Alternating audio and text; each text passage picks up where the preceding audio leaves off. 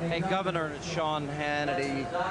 They let you on the floor of the Democratic convention, Sean? Can you believe it? Hey, if we could kill my audio up there.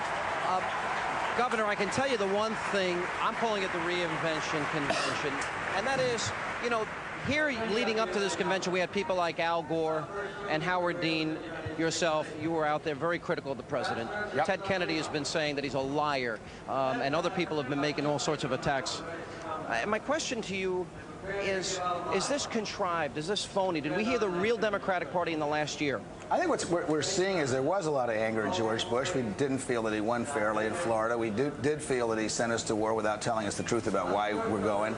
There's a lot of stuff. We've lost a lot of jobs. But I think what this convention really is, I hope, is a turning point.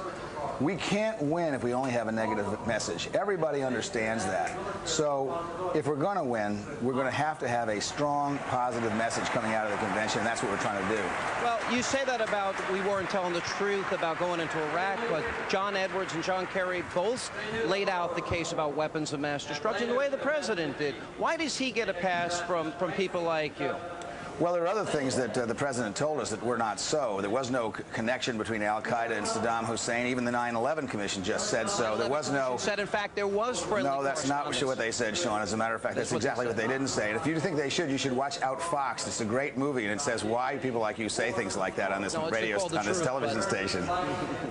Well, the fact is they did say that there was correspondence. There was activity between the two. And my only point to you is John Kerry can say that there is a nuclear threat from Saddam Hussein, that his WMDs represent a real threat, but it seems the left gives him a pass. And George Bush is the only one who said these things now.